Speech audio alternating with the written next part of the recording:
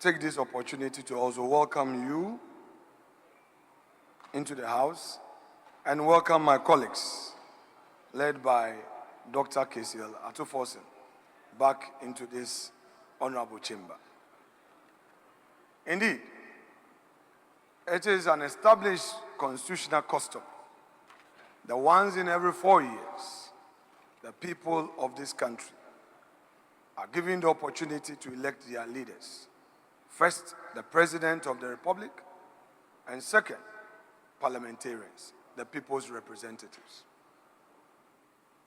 On the 7th of December, this mandate was rightfully exercised by the people of Ghana. They did so peacefully, without fear. They have elected a president and members of parliament. It is without doubt that our friends in the NDC have emerged victorious. And I take this opportunity to congratulate the leader of the minority side and his team for such an unprecedented feat. I also congratulate His Excellency President John Dramani Mahama on his election. Mr. Speaker,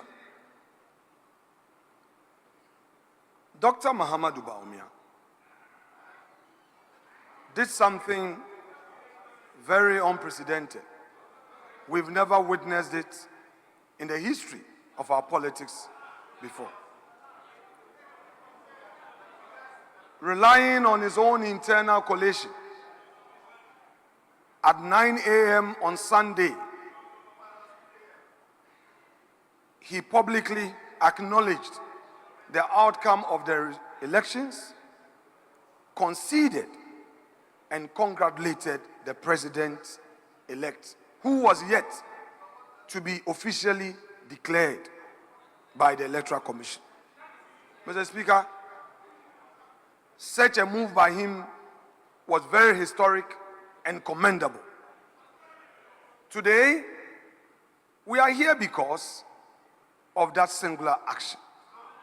Today, we are here because all of us collective acknowledged that all we have is our democracy. Mr. Speaker, permit me to take us through memory lane. Mr. Speaker, in 1997, after the 1996 elections, the NDC received an overwhelming victory, and the NPP had only 61 in this chamber. It was a 200-member chamber. The NDC was only short of one seat to get the 2/3. But I am happy to say that that supposed mini-minority, micro-minority, as pronounced by Dr. KCL Atufosin, emerged victorious in less than, in just 4 years because of hard work. They turned the minority into a majority when it came to the 2000 elections. Mr. Speaker, again, in 2012, the NPP suffered another defeat, and the NDC had a majority. In 2016, another historic feat was achieved by the NPP, where we had overwhelming majority in this chamber of 169 seats.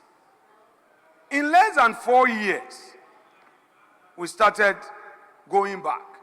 And by the time the people exercised their mandate again, the 169 had reduced into 137, plus our independent who caucused with us, and we made it to 138. Dr. Forson, I have heard you. You have overwhelming majority. But that majority will start reducing from the 8th of January.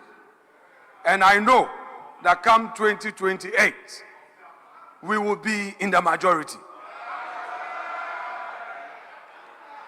Mr. Speaker, already we are experiencing some encircling gloom. This darkness we are seeing, and looking at your posture, we know that you have promised a lean government. You say less than 40 ministers. And you, the MPs, yes. Mr. Speaker, I know they can't take it. Now that we are coming to minority, be prepared. Be prepared. You see you can't take it. You see you can't take it. Mr. Speaker, even if your flag bearer, who is now president-elect, said 60, we are going to welcome it. But you say you are going to reduce taxes. You are going to repeal the betting tax, the e-levy. You are going to repeal all these taxes. You are going to reduce the taxes at the ports. We wonder where you get the money to implement the Onkukon Ketenkete. We are waiting. Mr. Speaker, these are on a lighter note.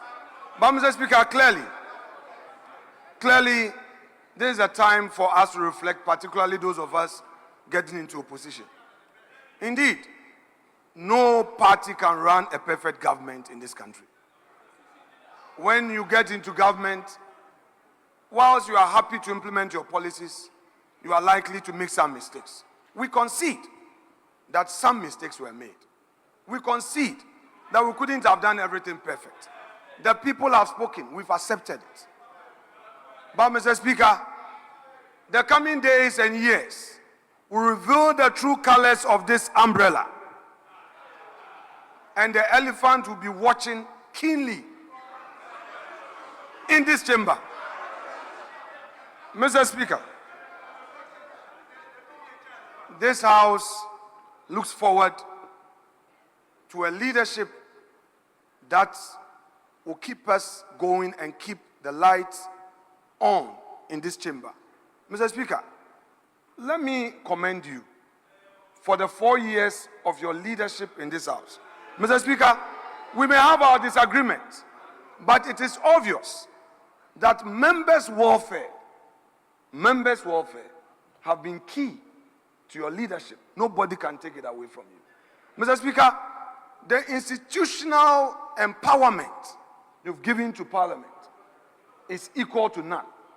It's largely because, Mr. Speaker, we had you as a speaker coming from within.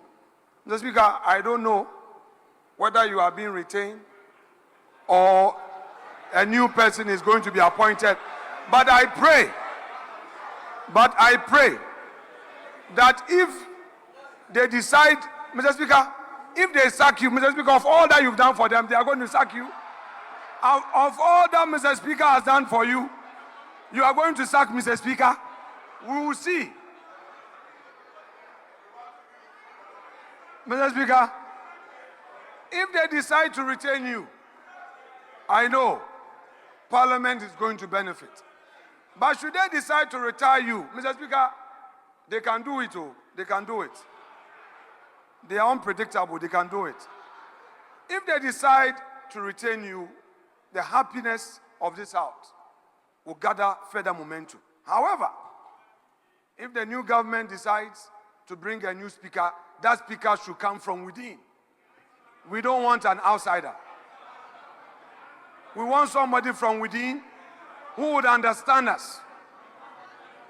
But, Mr. Speaker, having said that, we have some major government business outstanding that I would want to encourage colleagues that within the few days and weeks left, we should do everything possible to deal with these government business so that we can say that it is indeed finished.